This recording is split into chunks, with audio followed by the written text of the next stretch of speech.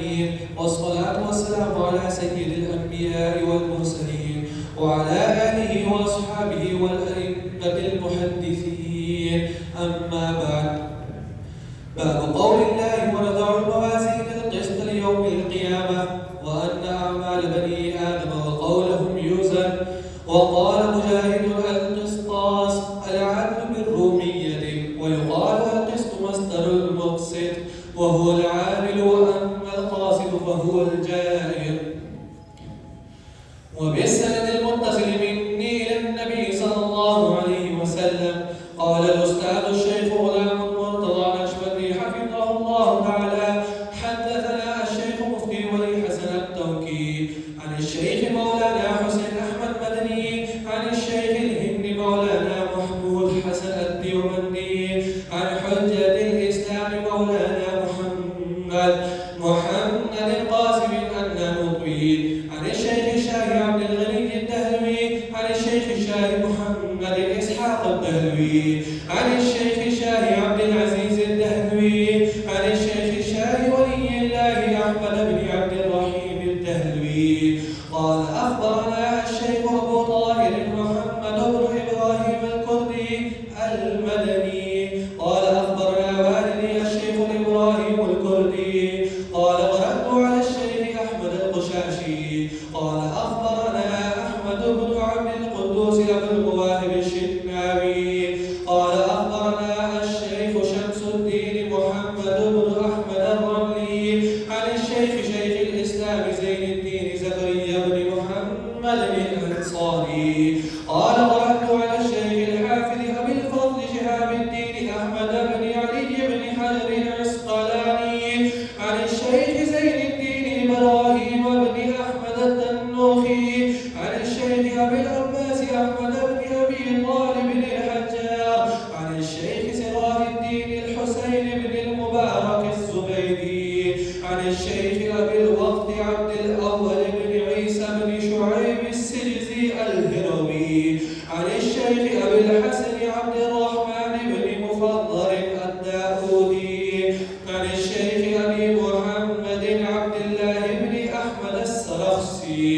عن الشيخ أبي عبد الله محمد بن يوسف بن مطر بن صالح بن بشر الفربري عن مؤلف الكتاب أمير المؤمنين في الحديث محمد بن إسماعيل بن إبراهيم البخاري رحمه الله تعالى ومتعنا بفيوضهم وعلومهم آمين.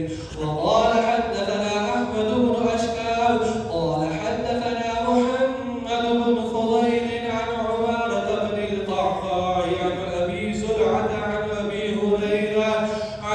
هريرة رضي الله عنه وعنهم أجمعين قال: قال النبي صلى الله عليه وسلم: كلمتان حبيبتان إلى الرحمن خفيفتان على اللسان ثقيلتان في الميزان سبحان الله وبحمده سبحان الله العظيم. الحمد لله رب العالمين والعاقبة للمتقين والصلاة والسلام على سيدنا وحبيبنا محمد وآله وأصحابه أجمعين. अम्मा बाद, ये मेरे लिए इंतहाई सआदत की बात है कि मुझ जैसे एक अदना और हकीर तालिब इल्म को इतने अजीम सिलसिले की निस्बतों के अमीन और उनके इदारा दारुल उलूम हमीदिया हनफिया में इस दर्स हदीस की मजलिस में मदऊ किया। अल्लाह तबारक व तआला अपनी बारगाह में कबूल फरमाए। अभी हाल ही में हमारे बहुत ही मुहतरम मोहसिन मुरब्बी हज़रत पीर अब्दुल रहीम साहब रहमतुल्लाह तआला का विसाल हुआ। हज़रत से नियाज़मंदाना ताल्लुक़ था گھر میں بھی اور ان کے جو فارم ہے وہاں پہ بھی اور جھنگ کے علاقہ میں بھی حضرت کی زیارتیں ملاقاتیں رہتی تھی۔ اللہ تعالیٰ حضرت کے درجات کو بلند سے بلند فرمائے اور ہمارے حضرت پیر طریقت رہبر شریعت حضرت مولانا عبدالقدوس صاحب نقشبندی دامت برکاتہم کو ان ساری نسبتوں کا حقیقی امین بنا کے اس سلسلے کی برکتوں کو اور فیوز کو عام اور کام فرمائے اور اگلی نسلوں میں منتقل فرمائے۔ کیونکہ وقت بہت مختصر ہے، میں متعلقہ جو میرے ذمے درس ہے اسی کے مطابق گفتگو عرض کروں گا۔ باب کا ترجمہ دیکھ لیجیے۔ اللہ تعالیٰ کے قول اور ہم قیامت کے دن انصاف کے ترازو قائم کریں گے، اس قول کا باب ہے اور اس چیز کا باب ہے کہ بنی آدم کے اعمال کو اور ان کے اقوال کو تولا جائے گا۔ مجاہد نے کہا قسطاس عربی زبان کا لفظ ہے، قسطاس بھی اور قسطاس بھی، اور اس کا معنی ہے العدل، انصاف کرنا، اور یہ اسداد میں سے ہے۔ اس کا معنی انصاف کرنا بھی آتا ہے اور اس کا معنی ظلم کرنا بھی آتا ہے، لیکن جب مزید فی سے استعمال ہو تو اس کا معنی ہوگا انصاف کرنا، اور مجرد سے استعمال ہو تو معنی ہوگا ظلم کرنا۔ اما العادل فاما المقسط فهو العادل والقاسط فهو الجائر۔ آگے پھر سند ہے، ابھی سند پڑھی ہے ہمارے حضرت مولانا شیخ الحدیث غلام مرتضیٰ صاحب دامت برکاتہ کے توسط سے، اور وہ ہوتی ہوئی یہاں سے دہلی سے مدینہ، وہاں سے پھر چلتے چلاتے کہیں بخارا کا نام آتا ہے، کہیں ہرات کا نام آتا ہے، کہیں سمرقند کا نام آتا ہے، پھر یہ پہنچا دی ہے جناب نبی کریم علیہ السلام تک۔ آپ جانتے ہیں سند کی 3 قسمیں ہیں، اپنے سے لے کے شاہ ولی اللہ تک، شاہ ولی اللہ سے صاحب کتاب تک، اور صاحب کتاب سے جناب نبی کریم علیہ السلام تک۔ حدیث بیان کی ہے حضرت ابو ہریرہ کی، کلمتان حبیبتان الرحمن خفیفتان علی اللسان ثقیلتان فی المیزان سبحان اللہ وبحمدہ سبحان اللہ۔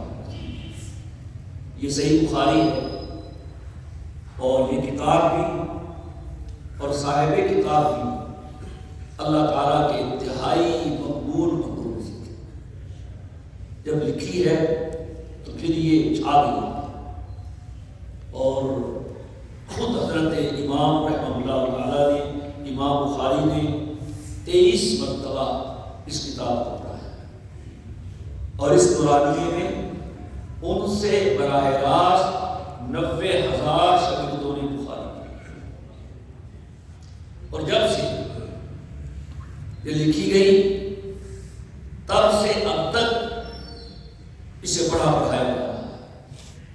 اور یہ حقیقت ہے کہ آدمی دنیا بھر کی کتابیں پڑھ لے، حتیٰ کہ قرآن کریم بھی پڑھ لے، بخاری نہ پڑھے اس کے عالم نہیں کہا جاتا۔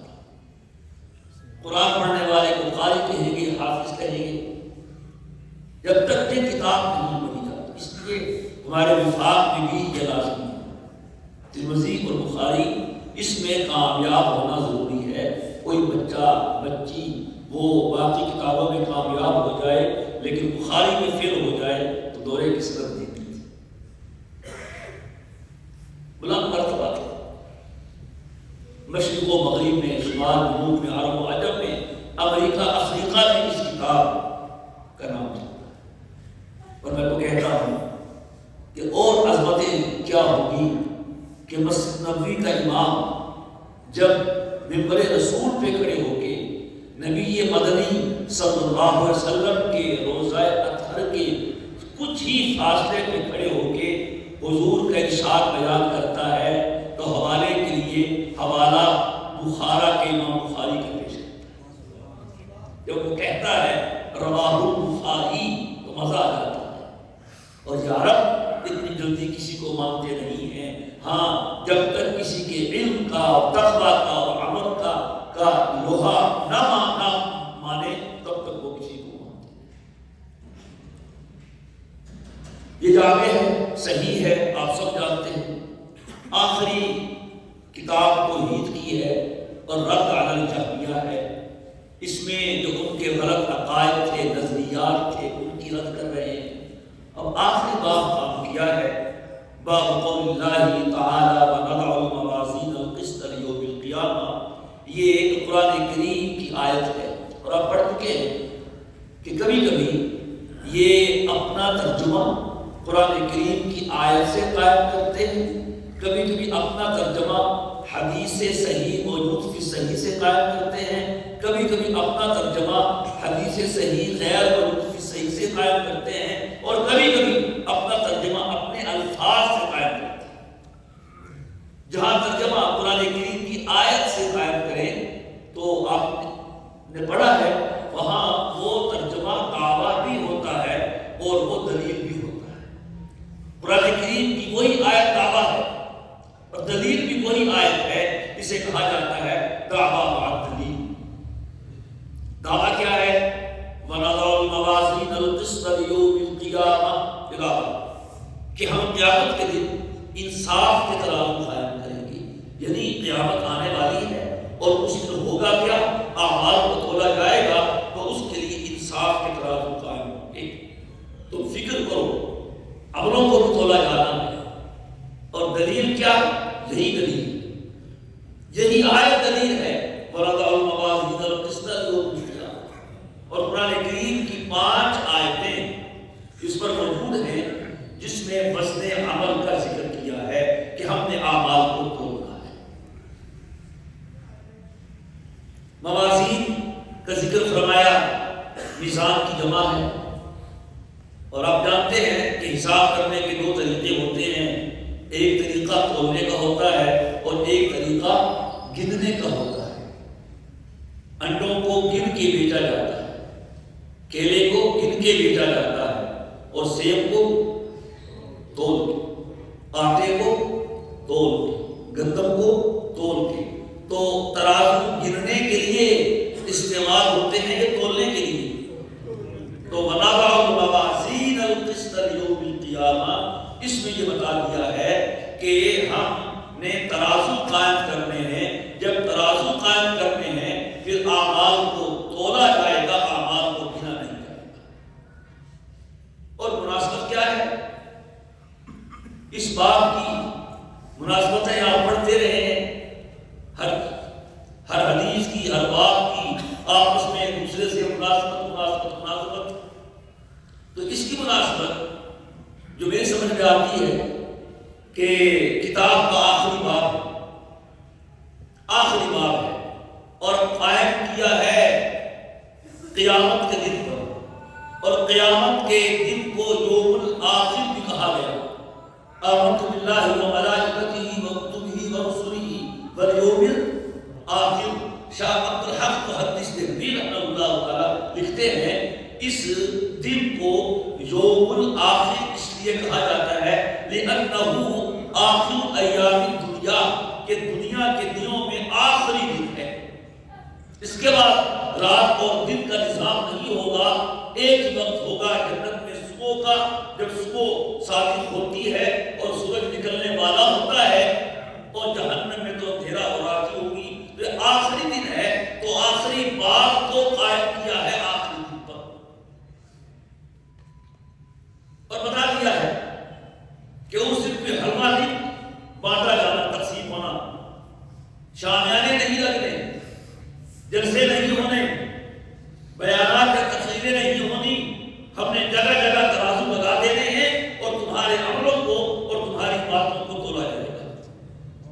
تو فکر مت بھی کر دیا ہے، روزانہ تول کے سیب لینے والوں، تول کے فروٹ بیچنے والوں، خشک فروٹ اور تازہ فروٹ دینے والوں، لینے والوں کرو، لیکن اس سے غافل نہ ہو کہ وہ دن بھی آنے والا ہے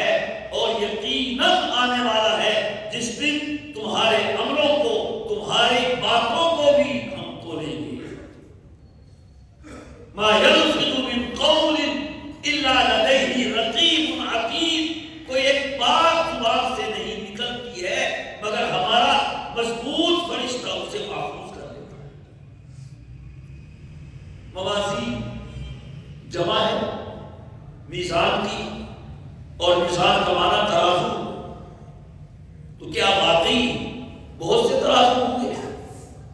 تو اس لفظ کو دیکھتے ہوئے بعض حضرات کی رائے یہ ہوئی ہے کہ واقعی بہت سارے ترازو ہوں گے۔ اس طرح دنیا میں سیاحوں کے پاس چلے جائیں، ان کے ترازو اپنے ہوتے ہیں، لوہے کے کنڈے کے چلے جائیں، لوہے کو تولنے کا ترازو اور ہوتا ہے، گندم والے کے پاس اور ہوتا ہے۔ تو اسی طرح قیامت میں بھی ترازو مختلف ہوں گے۔ اس بات سے اللہ تعالیٰ نے موازین فرمایا، اور وہ ترازو کس طرح مختلف ہوں گے اس نے بھی کئی اقوال بیان کیے۔ ایک قول تو یہ کہا کیا گیا کہ اعمال کے اعتبار سے ترازو مختلف ہوں گے۔ یہاں نماز کھولی جائے گی، یہاں اس میں روزے، اس میں ذکر، اس میں تہجد، اس میں شہید کا لہو، اس میں عالم کی سیاہی، اس میں آنکھوں سے بہنے والے آنسو۔ اور روایت میں آتا ہے کہ جب شہید کا خون جو اللہ کے راستے میں بہا ہوگا وہ تولا جائے گا، اور عالم کی سیاہی جس سے اس نے علم لکھا ہوگا، تو وزن میں عالم کی سیاہی کا وزن شہید کے خون کے وزن سے بڑھ جائے گا۔ دوسرا قول یہ ہے کہ یہ ترازو ہوں گے تو متعدد، لیکن اعمال کے اعتبار سے نہیں، امتوں کے اعتبار سے۔ ہر امت کا اپنا ترازو ہوگا، وہ وہاں جا کے وزن کروائے گی۔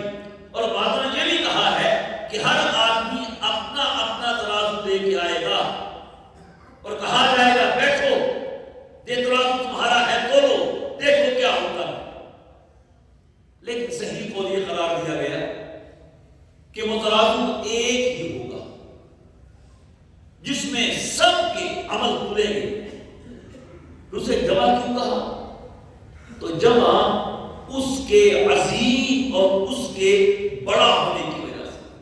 بس اوقات ایک چیز ایک ہوتی ہے، لیکن اس کی عظمت کی بنا پہ اسے جمع سے ذکر کر دیا جاتا ہے۔ جیسے ان ابراہیم کان امۃ قانتا للہ حنیفا، ابراہیم ایک فرد نہیں تھے، وہ تو پوری امت تھے۔ وہ ترازو جس کے ایک گرڈے میں ساتوں زمینیں آ جائیں، ساتوں آسمان آ جائیں، تو کیا وہ ایک ترازو ہے؟ وہ ترازو ہے تو کئی ترازو کا مجموعہ ہوگا۔ ایک لطیفے کی بات اس موقع پہ یاد آ جاتی ہے۔ ہمارے مولانا محمد علی جوہر تھے ہندوستان کے، ان کے بھائی تھے مولانا شوکت علی جوہر۔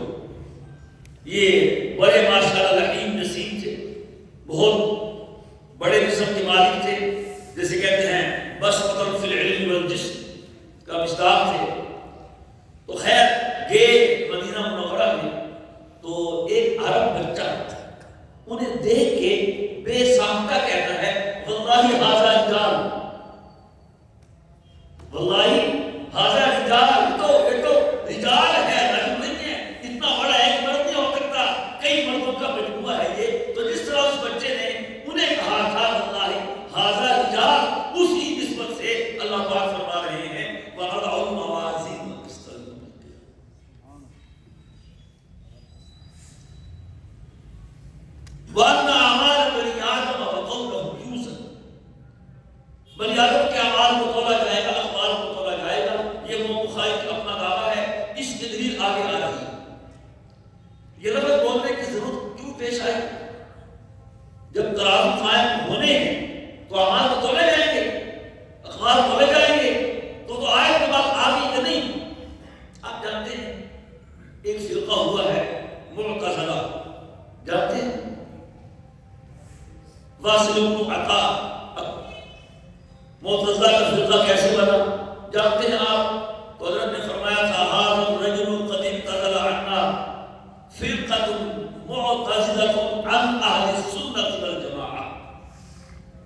اب اس نام سے تو نہیں ہے، نئے ایڈیشن سے نئی پیکنگ میں ہے، نام وہ نہیں ہے، لیکن علماء حق نے اس فرقے کی رد میں اتنا کچھ لکھ دیا ہے، کوئی بھی پرانے سے پرانا فرقہ نئی شکل میں آئے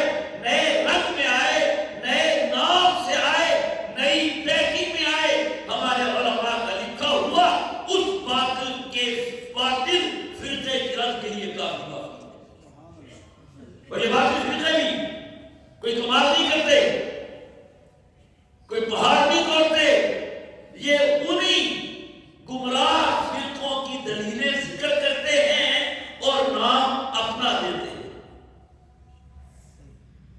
تو ایک فرقہ متحدہ تھا، تفصیل آپ نے پڑھ لی ہوگی۔ ان کا اصول اس بات کے لیے تھا، بے وقوف لوگ تھے اور اپنی عقل کو عقل کل مانتے تھے۔ یہ ان کا ایک مذہبی نظریہ تھا کہ اصل عقل ہے، نقل اس کے تابع ہے۔ پھر کوئی بات قرآن کریم میں ان کی عقل کے خلاف ہوتی تو چونکہ قرآن ہے، رب کی کتاب ہے، تو اس کا انکار تو نہ کرتے، اس میں تعبیر کرتے۔ اور آپ جانتے ہیں باب تعبیری واضح، اور جو بات حدیث میں آتی تو اسے خبر واحد کا تانا دے کر اس کا انکار کر دیتے۔ یہی سے فرقہ پیدا ہوا ہے، خبر واحد کی حجیت کے انکار کا اور حجیت حدیث کے انکار کا۔ چونکہ قرآن کریم کی 5 آیتیں ہیں جن میں بیان کیا گیا کہ اعمال کو تولا جائے گا، اب معتزلہ اس کا انکار تو نہیں کر سکتے تھے، تعبیر کی ہے۔ وجہ کیا تھی؟ مسئلہ کیا تھا؟ ان کو وہی عقل۔ یاد رکھیے، عقل جب تک وحی کے تابع نہ ہو تب تک یہ گمراہی کی طرف لے جاتی ہے، اور جب عقل وحی کے تابع ہو جائے یہی عقل پھر رب سے ملا دیتی ہے۔ مسئلہ کیا تھا کہ جی اعمال کو تولا جائے گا، اور پھر بات چھیڑ دی جوہر کی اور عرض کی کہ وہ چیز ترازو میں رکھی جاتی ہے تولنے کے لیے جس کا اپنا وزن ہو۔ ہوا کو ترازو میں رکھ کے تولا جا سکتا ہے؟ بولیے نہیں، ہوا کا وزن نہیں۔ گیس کو ترازو میں رکھ کے تولا جا سکتا ہے؟ میں مثال دیتا ہوں عام فہم، پھول، گلاب کا پھول لے لیجیے، گلاب کا پھول یہ جوہر ہے، اسے توڑ سکتے ہیں، لیکن گلاب کے پھول میں 2 چیزیں اور ہیں، ایک اس کی خوشبو ہے اور ایک اس کی رنگت ہے۔ آپ دنیا کا کوئی ترازو نہیں لا سکتے کہ وہ گلاب کے پھول کی خوشبو کو تولے یا اس کی پتیوں کے رنگ کو تولے۔ کیوں؟ وہ رنگ اور خوشبو اس گلاب کے ساتھ لازم ملزوم ہے، الگ نہیں ہو سکتی۔ جو کسی وجود کے ساتھ لگی ہو اور اس کے تابع ہو اس سے الگ نہ ہو سکے، اسے عرض کہتے ہیں، اور وجود والی چیز کو جوہر کہتے ہیں۔ تو تولا جوہر کو جاتا ہے، عرض کو تولا یوں تو مسئلہ تھا۔ آج کیسے گلاب کا پھول توڑ سکتے ہیں اور گلاب کے پھول میں جو خوشبو ہے وہ توڑ سکتے ہیں؟ وہ عرض ہے۔ گلاب کے پھول کی پتیوں کا جو سرخ رنگ ہے وہ توڑ سکتے ہیں؟ تو یہ بات سمجھ آ گئی کہ وزن جوہر کا ہوتا ہے، عرض کا وزن نہیں ہوتا۔ تو کہتے ہیں اعمال اعراض، جو آپ نے علم پڑھا ہے وہ کہاں ہے؟ آپ کے ساتھ قائم ہے، جس طرح پھول کے ساتھ اس کی خوشبو قائم ہے، آپ کا علم آپ کے ساتھ قائم ہے۔ تو پھول کی خوشبو کو نہیں توڑ سکتے، آپ کے علم کو توڑ سکتے ہیں۔ جو آپ نے عمل کیا، ظہر کی نماز پڑھی، آپ کے ساتھ قائم ہے، جس طرح خوشبو گلاب کے پھول کے ساتھ قائم ہے، وہ خوشبو نہیں ٹوٹ سکتی، آپ کی نماز ٹوٹ سکتی ہے۔ جانا اثر کے بعد کسی دکاندار پہ یار کو میں اثر پڑھتی ہوں ذرا توڑ دو، کیا کہے گا؟ سبحان اللہ، نبی گل کی دیا ہوئی کہ نماز ہی چھوڑی ہے، ہاں تو آج کل توڑ دیں، وہی پڑھتے ہیں، تو پڑھتے ہیں۔ تو یہ وہ کہتے تھے عقل کے خلاف تھے۔ پھر کیا کیا جائے؟ ہے تو قرآن میں، انکار نہیں کر سکتے۔ تو 2 تعلیمیں کرتے تھے۔ ایک یہ کہتا تھا فرقہ معتزلہ کا کہ اعمال کو تولے جانے سے مراد نامہ اعمال ہے، ہم قیامت کا دن نامہ اعمال کو تولیں گے، اور نامہ اعمال کو یہ جوہر ہے نا، تو ترازو میں، ترکڑی میں اس کے نامہ اعمال کا رجسٹر ہوگا، اسے تولیں گے، تو نامہ اعمال تلے گا، عمل نہیں تلے گا۔ یہ وہ تعبیر کرتے تھے۔ اور دوسرا فرقہ کہتا تھا کہ نہیں، اعمال کو تولنے سے مراد خود عمل کرنے والے بندے کو تولا جائے گا۔ الگ ہے، گاؤں تراؤ میں چھلانگا ماریا ہو،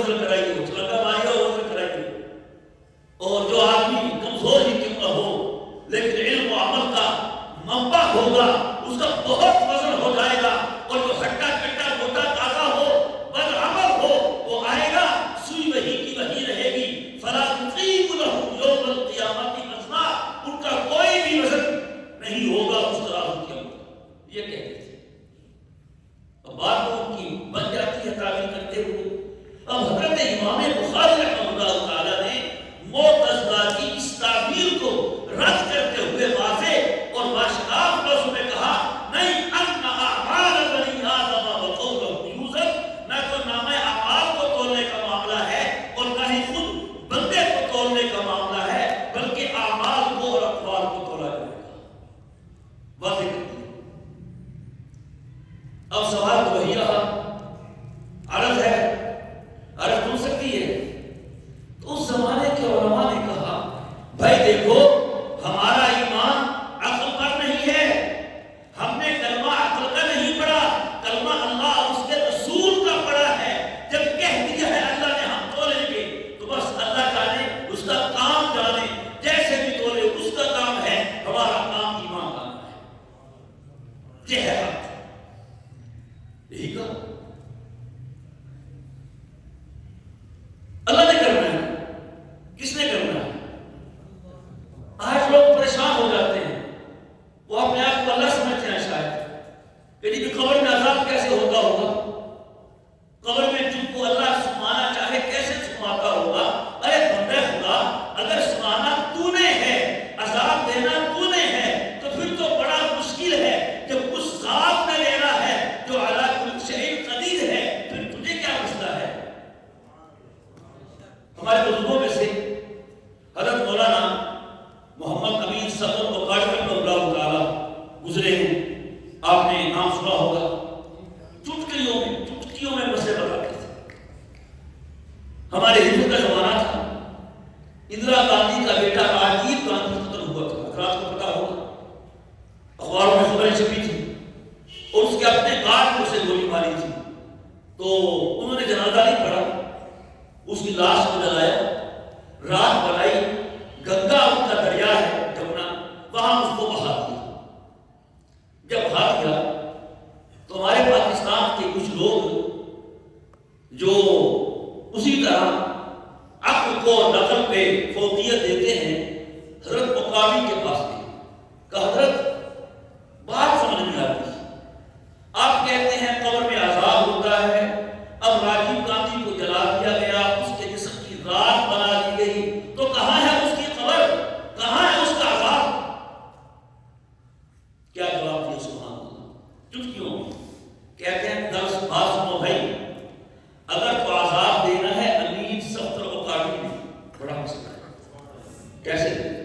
اگر عذاب دینا ہے تو نے، اس مولوی صاحب نے، اس مولوی صاحب نے، اس مولوی صاحب نے، بڑا مسئلہ ہے، کیسے دے؟ اگر عذاب دینا ہے اس ذات نے جس کے بارے میں ہمارا ایمان ہے ان اللہ علی کل شیء قدیر، پھر تیرا کیا مسئلہ ہے؟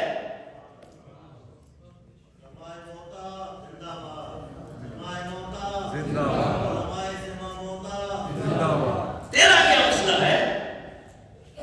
لاجواب ہو گئے۔ اور اس طرح کے بڑے ان کے واقعات ہیں۔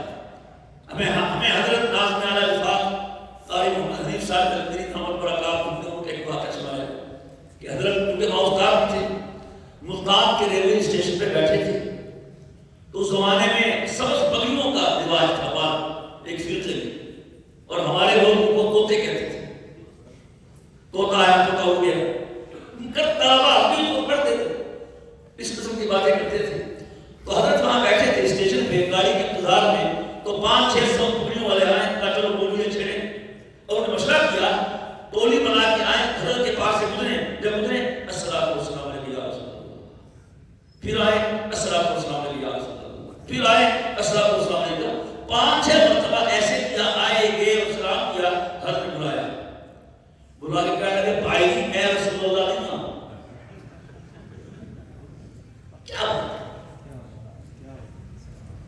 تو وہ کہا کہ اللہ پہ ایمان لائے ہیں، اس نے عذاب دینے کا کہہ دیا ہے، رب جانے، رب کا کام جانے، جب وہ ایک قطرہ ناپاک سے اور ایک ذرہ خاک سے اتنا بڑا انسان بنا سکتا ہے، وہ عرض کا وزن بھی کر سکتا ہے۔ لیکن عزیز طلباء کرام، آج سائنسی ایجادات نے اس سوال کو ختم کر دیا۔ آج ہوا تو نہیں، کیا خود کہا تھا کہ ہوا نہیں تر سکتی، ہوا تو نہیں ہے، گاڑی میں ڈلواتے نہیں 32 پاؤنڈ 30 پاؤنڈ بجلی تل رہی ہے. بجلی تار کو بجلی نہ سمجھنا، جو تار کے اندر ہے نظر نہیں آتی وہ ہے بجلی، وہ تل رہی ہے، میٹر چلتا ہے، بجلی آئے گا دل تو آتا ہے. ہوا تل رہی ہے. درجہ حرارت 8 چکوال کا درجہ حرارت 6 ہوگا کم از کم، اور اوپر والا 20 ہوگا 18 ہوگا. یہ کیا چیز ہے؟ یہ موسم کی گرمی کو اور اس کی سردی کو تولا جا رہا ہے. تھرمامیٹر ہے، بخار تول لیتا ہے. بخار ایک عرضے کی جوہر ہے، سب آغاز ہے. تو اگر انسان اللہ کی دی ہوئی عقل سے ایسے ترازو بنا سکتا ہے جس میں سردی کو، گرمی کو، بخار کو، ہوا کو، گیس کو، بجلی کو تولا جا سکتا ہے، تو وہ خلاق کے عالم ایسا ترازو نہیں بنا سکتا جس میں نماز کو، روزے کو، ذکر کو، حج کو، زکات کو تولے. یقیناً وہ بنا سکتا ہے. وَأَنَّ أَعْمَالَ بَنِي وَقَوْمُهُمْ يُوسُفُونَ. اس کی فکر بھی کرنی چاہیے. وقال مجاہد، آپ جانتے ہیں یہ امیر المؤمنین فی الحدیث ہے. میں نے کہا تھا ایک جگہ کہ کوئی امیر المؤمنین فی افغانستان ہوگا، امیر المؤمنین فی پاکستان ہوگا، امیر المؤمنین فی ترکیہ ہوگا، لیکن ایک امیر المؤمنین ہے دنیا میں جو رسول اللہ صلی اللہ علیہ وسلم کی حدیث کا امیر المؤمنین ہے. نہ کوئی اس سے پہلے نہ کوئی اس کے بعد ہے. یہ حوالہ دے رہے ہیں مجاہد کے. مجاہد نبی ہے کوئی؟ انبیاء کے نام قرآن کریم میں آئے ہیں، چونکہ مجاہد بھی ہے. تو سوچنے کی بات یہ ہے، وقال مجاہد کتاب حدیث کی ہے، اور حدیث کی عام نہیں، صحیح ترین حدیث جو ان کے معیار کے مطابق ہے اس کی ہے. کتاب حدیث کی ہے. ہم آیتیں پیش کر سکتے ہیں. مجاہد کی کیوں لائے ہیں؟ یہ بتانا چاہتے ہیں ان لوگوں کو جو قرآن حدیث کے نعرے لگاتے ہیں، اطیعوا اللہ اطیعوا الرسول، ہمارے دو اصول کے نعرے لگاتے ہیں. یہ بتانا چاہتے ہیں کہ میں جسے امت نے امیر المؤمنین فی الحدیث کا لقب دیا ہے، وہ بتانا چاہتا ہے جب تک ان بزرگوں سے نہیں سمجھو گے نہ قرآن سمجھ میں آئے گا نہ حدیث سمجھ میں آئے گا.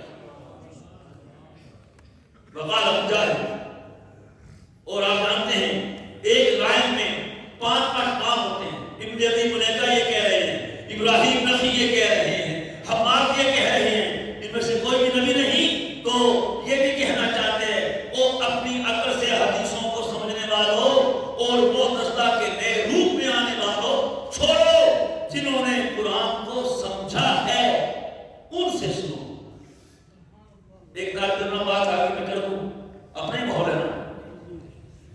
ایک کہیں مناظرہ تھا ان لوگوں کا جو سوائے وقت کے قائل ہیں اور ان کا جو بالکل قائل مناظرہ ہو رہا تھا.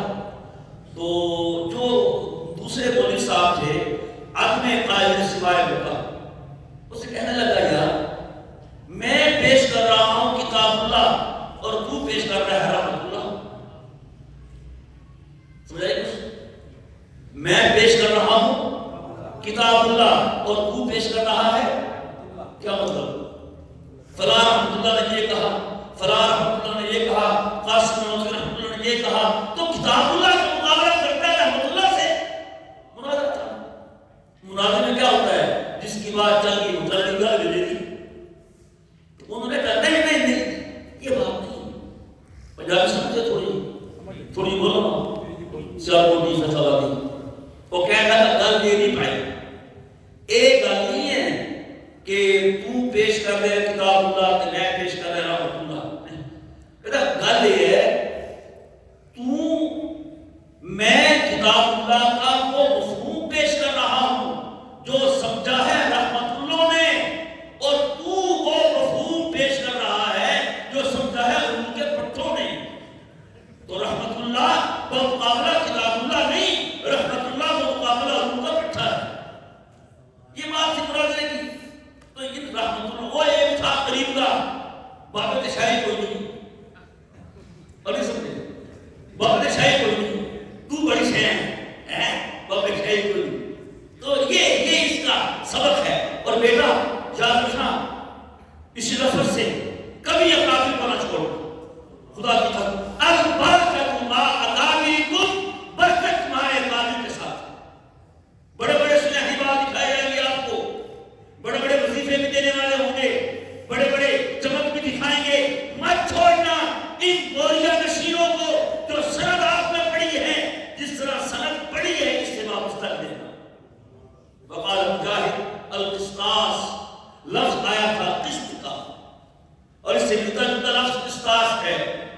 قرآن کریم نے قسطاس کی ہے، وزنوا بالقسطاس المستقیم، تو معنی بتا دیا کہ یہ رومی زبان کا لفظ تھا، اب عربی میں منتقل ہو گیا، اس واسطے قرآن کریم میں ہے، اس کا معنی عدل ہے، عدل۔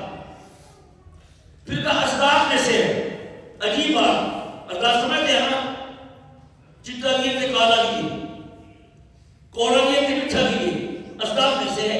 اس کا معنی انصاف کرنا بھی ہے اور اس کا معنی ظلم کرنا بھی ہے، لیکن اس فرق کے ساتھ اگر مزید فی سے آئے اقصد یقصد اقصاد تو معنی ہوگا انصاف کرنا، اگر مدرس سے آئے قصد یقصد قسط تو معنی ہوگا ظلم کرنا۔ چنانچہ مقصد کا معنی ہے عادل اور قاصد کا معنی ہے جائز۔ چلتے رہیں بس کر دیں، چلتے ہیں، نماز کا وقت ٹائم ختم ہو گیا، حدیث پڑھ دیں۔ اس کے بعد سند ہے، پھر حدیث ہے، اور حدیث آپ جانتے ہیں دعویٰ کی دلیل ہوتی ہے۔ دعویٰ تھا ان اعمال بنی آدم وقولہم یوزن، بنی آدم کے اعمال و اقوال کو تولا جائے گا، تو حدیث پیش فرمائی ہے، دو کلمے رحمان کو محبوب ہیں، زبان پہ ہلکے ہیں اور ترازو میں ثقیلتان فی المیزان، یہ ہے محل استشہاد، وہ کلمے ترازو میں وزنی ہوں گے، ترازو میں بھاری ہوں گے۔ تو وزنی اور بھاری ہونا کیسے معلوم ہوگا؟ جب تولا جائے گا تو معلوم ہوا اعمال کو بھی تولا جائے گا اور اقوال کو بھی تولا جائے گا۔ یہ ان کی دلیل حاصل ہو گئی۔ اور آخری بات میں کہا کرتا ہوں کہ امام بخاری نے کتنا کمال کیا ہے، کتنا کمال کیا ہے۔ اپنی کتاب کو حدیث پہ ختم کرنا تھا، حدیث کی کتاب ہے، لیکن ختم کیا ہے اللہ کے نام پہ، سبحان اللہ و بحمدہ سبحان اللہ العظیم۔ اس میں یہ بتانا چاہتے ہیں کہ بیٹا، طلباء، علماء، میں نے اپنی کتاب کو اللہ کے نام پہ ختم کیا ہے، تم خیال رکھنا جب تمہاری زندگی کی کتاب ختم ہو تو تمہاری زبان پر بھی اللہ کا نام۔ کیوں؟ من کان آخر کلامہ لا الہ الا اللہ دخل الجنہ۔ کوئی کہہ سکتا ہے، وہ کہہ لوں گے یار کی کہنا لا الہ الا اللہ، سب کہو لا الہ الا اللہ، اب بھی کہتے ہیں، مرتے وقت بھی کہتے ہیں۔ ان کا نہیں، اب اپنے اختیار میں ہے، اس وقت اختیار میں تب ہوگا جب زندگی بھر زبان پہ بھی کلمہ ہوگا، دل میں بھی کلمہ ہوگا، اور اپنا جسم اس کلمے کے تقاضوں کے مطابق گزارا ہوگا۔ اللہ ہمیں بھی اس کی توفیق عطا فرمائے کہ جب دنیا سے جانا ہو تو پھر ہماری زبان پر بھی سبحان اللہ و بحمدہ سبحان اللہ العظیم ہو، لا الہ الا اللہ محمد الرسول اللہ، وآخر دعوانا ان الحمد للہ رب العالمین۔